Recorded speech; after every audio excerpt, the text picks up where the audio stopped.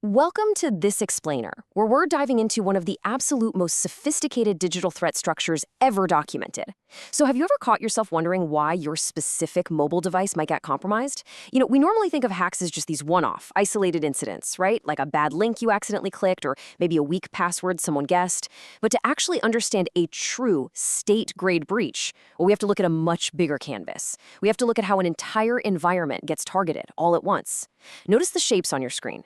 Just like those snapping blocks of mustard yellow and burnt orange, this kind of attack literally builds itself piece by piece until it completely surrounds the target.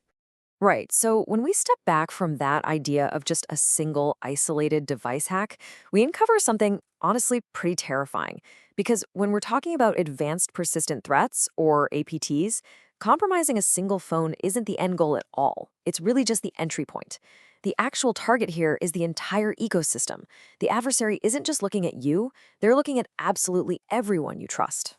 Which brings us to Section 1, the saturation model, and how these threats contaminate the ecosystem. Okay, the sheer scale of this type of operation is just staggering. Operators using what's called the saturation model deliberately go after everyone in the target's social orbit. We're talking classmates, family members, colleagues, the whole shebang. By contaminating that entire ecosystem, the attackers guarantee that if the primary target actually suspects something is off and reaches out for help, well, they're just contacting another infected device. The malware intercepts that plea for help and then feeds back attacker-shaped data. So they effectively neutralize your support network by turning your trusted contacts into unwitting participants in your own surveillance. It's wild.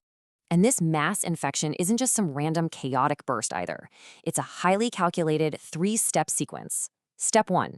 They infect the primary target to establish surveillance and map out exactly who holds the most influence over that person's decisions.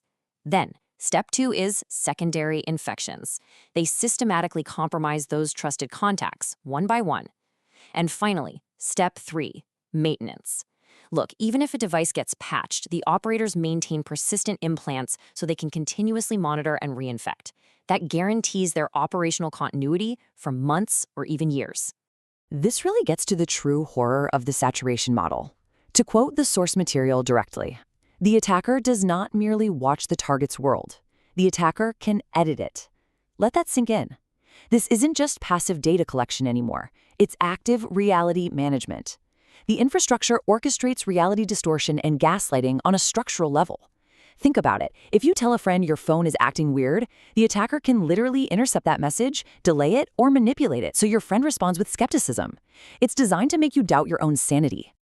Moving on to Section 2, proximity vectors, localized hardware, and RF injection. Now, the absolutely crucial point here is the diagnostic evidence. Security logs actually captured a file named Bluetooth tracefile.pklg, which definitively proves local Bluetooth harvesting was actively targeting the device. And right alongside that, analysts found pervasive high-strength radio frequency, or RF signals.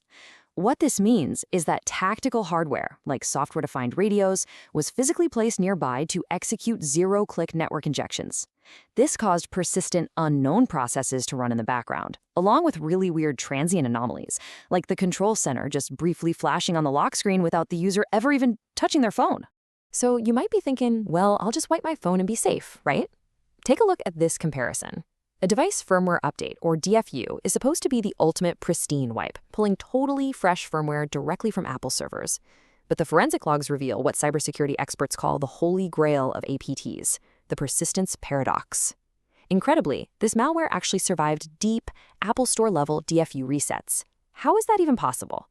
Well, by hiding below the operating system layer and exploiting hardware-level components, like the boot ROM or the secure enclave. It is just an awe-inspiring and frankly terrifying indicator of a state-grade threat actor. Let's dive into Section 3, mobile interception, rogue IMSI catchers, and signal relays. I want you to look at this massive number on the screen, 1,014 to 1,092 milliseconds. This is what's known as the LTE timing advance. Basically, it measures exactly how long a radio signal takes to travel from your phone to the cell tower and back. It's essentially a digital echo used to calculate distance. So let's see how this actually builds into mathematical proof. In a dense urban area like Montreal, a totally normal timing advance value is somewhere between 0 and 50 milliseconds, representing a cell tower maybe a couple of kilometers away. but the measured value in the system diagnostic logs was over 1,000 milliseconds. To put that into perspective, that added delay places the local Montreal cell tower an impossible 150 to 164 kilometers away. That's literally the distance to Quebec City. When you combine that with an incredibly poor signal quality of negative 25 decibels, it objectively proves the device's signal was actively being intercepted, jammed, and relayed through intermediate equipment. This is the undeniable footprint of an IMSI catcher acting as a man in the middle. And guys, the rabbit hole goes even deeper.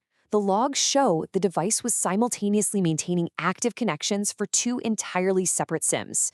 The legitimate network was a FIDO connection, which, should have robust authentication. But hiding right there in the background was a rogue infrastructure, an unauthorized hidden Rogers profile broadcasting a location area code of 0, completely missing its network identity information. Because FIDO operates on the Rogers network core, the attackers were able to leverage this parent-subsidiary relationship to execute a silent SIM swapping attack, rerouting calls and data entirely unseen by the victim. Which leads us right into Section 4, Physical Surveillance, Sensor Hijacking, and Physical Interdiction. Because the attackers managed to achieve root access, they could silently hijack the cameras and microphones. They even repurposed local assets, like compromised security cameras, to map out physical movements.